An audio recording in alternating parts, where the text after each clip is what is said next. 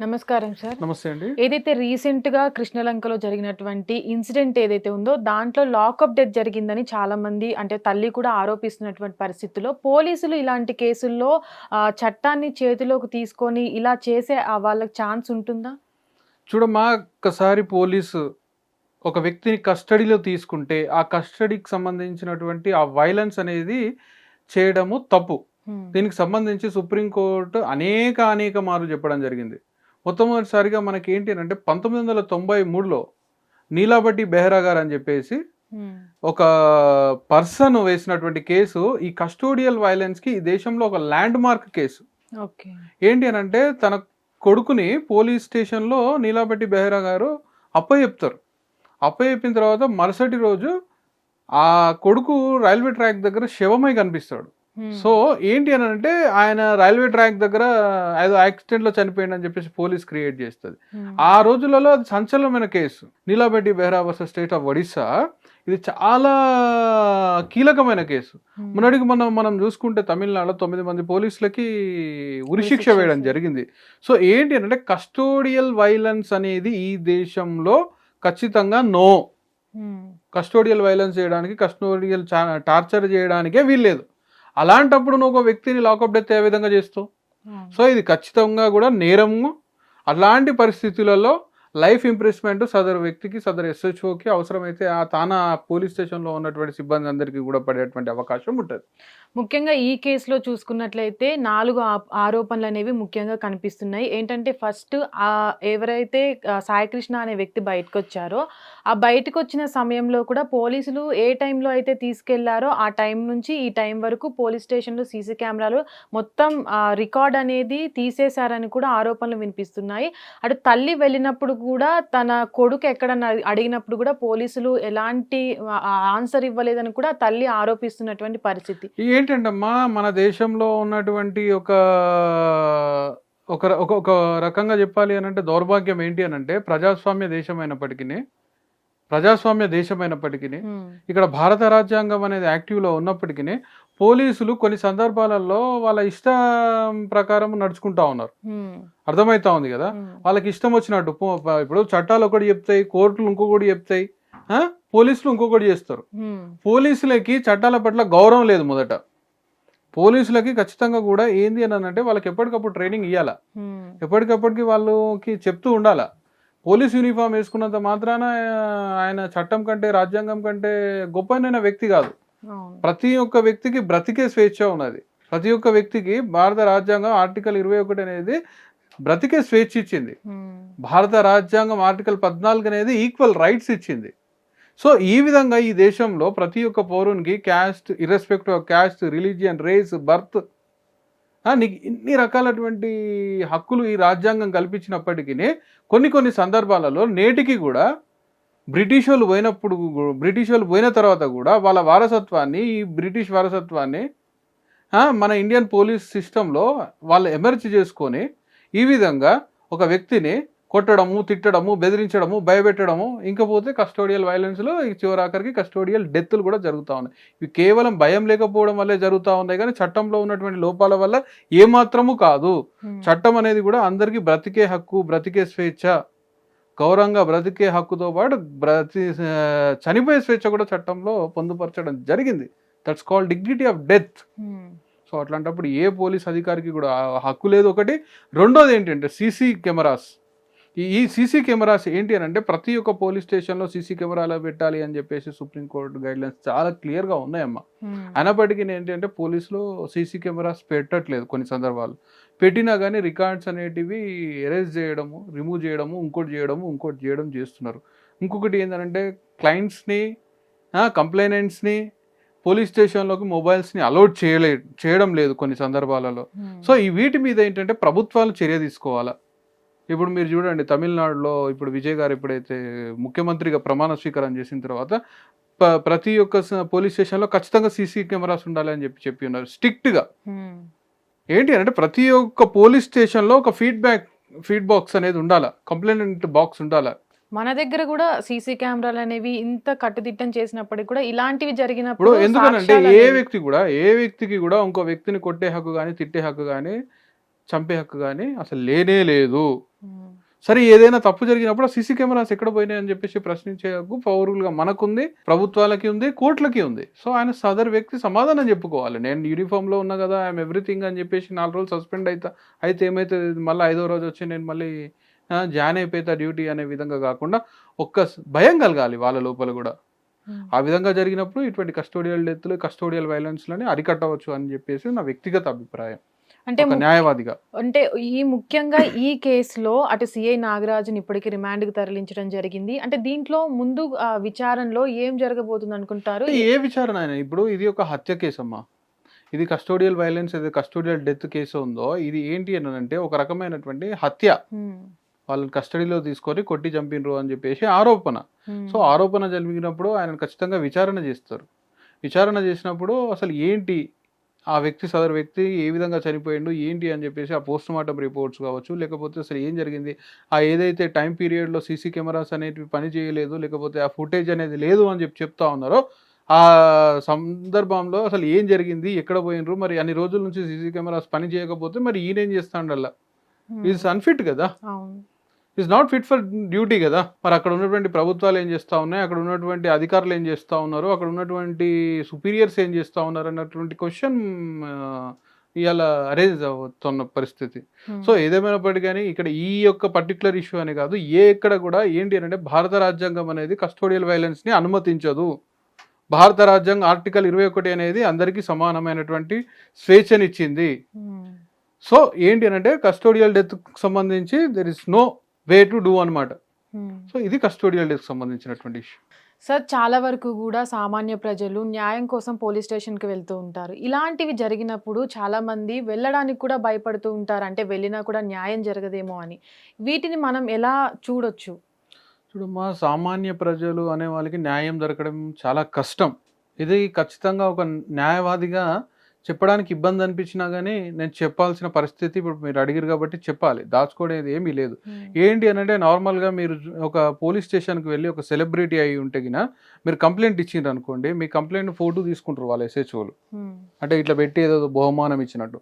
అదే నార్మల్ వ్యక్తి పోతే కనీసం కూర్చోడానికి కూడా అక్కడ అవకాశాలు ఉండవు పోలీస్ స్టేషన్లో. ఈ రోజుకి ఈ కల్చర్ అనేది నడుస్తూ ఉన్నది.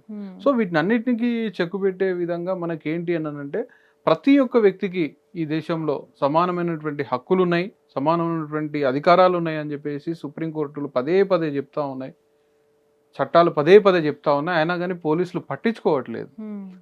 ఎందుకు అలాంటి పోలీసులకు ఏదో ఇట్లా జరిగినప్పుడు కస్టోడియల్ వైలెన్స్ జరిగింది, లేకపోతే కస్టోడియల్ డెత్ జరిగింది, ఇట్లాంటప్పుడే కాకుండా ఏంటి అని అంటే వాళ్ళు ఏదైతే పోలీస్ స్టేషన్కి సంబంధించి సీసీ కెమెరాస్ అనేది రికార్డింగ్ ప్రాపర్గా లేదు, సీసీ కెమెరాస్ పని చేయట్లేదు అని చెప్పేసి వాళ్ళ నోటీస్కి వచ్చినప్పుడు ఖచ్చితంగా వాళ్ళ మీద సీరియస్ పనిష్మెంట్స్ చేయాలి, వాళ్ళకి సస్పెండ్ చేయాలి, వాళ్ళకి మెమోస్ ఇష్యూ చేయాలి. ఇట్లా చేస్తే అట్లా జరగదు. అట్లా కాకుండా నెల రోజుల పాటు ఒక పోలీస్ స్టేషన్లో మనకి సీసీ కెమెరాస్ పని చేయట్లేదు అని అంటే అసలు ఎటువైపు వెళ్తుంది సమాజం అని చెప్పేసి ఒక్కసారి మనము ఆలోచన చేయాల్సినటువంటి అవసరం ఉంది. అంటే నీ యొక్క పోలీస్ స్టేషన్లోనే, ప్రజలను కాపాడేటువంటి పోలీస్ స్టేషన్లోనే సీసీ కెమెరాలు పనిచేయకపోతే ఏడ సీసీ కెమెరాలు పనిచేస్తే నువ్వు ఏడికెళ్ళి దొంగలను పట్టుకుంటావు, నువ్వు ఎట్లా సమాజాన్ని కాపాడుతావు, నీ బాధ్యత ఏంది? యూనిఫామ్ వేసుకొని తిరుగుడు నీ బాధ్యత కాదు కదా, ప్రజలకు అండగా ఉండడం నీ బాధ్యత కదా. మరి నీ ఇంట్లోనే, నీ పోలీస్ స్టేషన్లోనే, నీ సర్కిల్లోనే నువ్వు పనిచేసే దగ్గరనే సీసీ కెమెరాలు పనిచేస్తలేవు అని అంటే రోడ్ల మీద పనిచేసేటువంటి సీసీ కెమెరాల గురించి నువ్వేం పట్టించుకుంటావు? మరి ఇట్లాంటి వాళ్ళని ఎందుకు ఇవ్వాలి? లాకప్ డెత్ కస్టోడియల్ వైలెన్స్ జరిగిందని చెప్పేసి ఇవాళ మనం మాట్లాడుకుంటాం. ఒకవేళ ఇది జరగకపోతే ఎవరు మాట్లాడుకుంటారు? ఇట్లాంటి పోలీస్ స్టేషన్లు ఈ రాష్ట్రంలో, ఈ దేశంలో ఇంకెన్నున్నాయి. మరి వాటి మీద చర్యలేవి? ప్రజలను కాపాడే బాధ్యత పోలీసులకు లేదా, ప్రభుత్వాలకి లేదా, పాలకులకు లేదా? లేకపోతే ఓట్ల రోజే మీకు ప్రజలు ఇవన్నీ గుర్తుకొస్తాయా? సో ఏంటి అని అంటే ఏదేమైనప్పటికీ మాలాంటి వాళ్ళు మాట్లాడగలుగుతాం, వాయిస్ ఇవ్వగలుగుతాం, కానీ ఎట్ ది ఎండ్ ఎగ్జిక్యూట్ చేయాల్సింది ఎవరమ్మా? ప్రభుత్వాలు చేయాలి. ఇప్పుడు ఇవాళ ఈ సిఐ ఇట్లా చేసిండు, ఆయన పైన ఉన్న ఏసీపీలు, సిపిలు, కమిషనర్లు వీళ్ళందరూ ఏం చేస్తూ ఉన్నారు? ఎప్పటికప్పుడు రిపోర్ట్ తీసుకుంటలేరా? సో ఇది ఎంటైర్ సిస్టమ్ చేసినటువంటి తప్పు, ఇది ఎంటైర్ సిస్టమ్ చేసినటువంటి హత్య.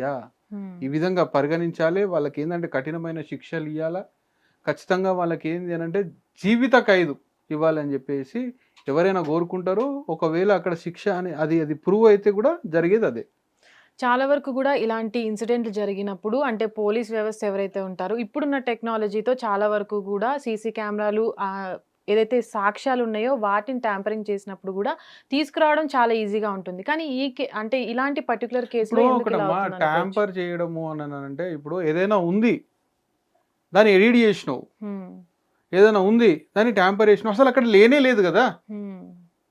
ఇప్పుడు మనిషి అనేటోడు ఉంటే వానికి ఏదైనా రోగం వస్తే నొప్పికి మందిస్తో లేకపోతే ఆపరేషన్ చేస్తూ ఏదో చేస్తావు.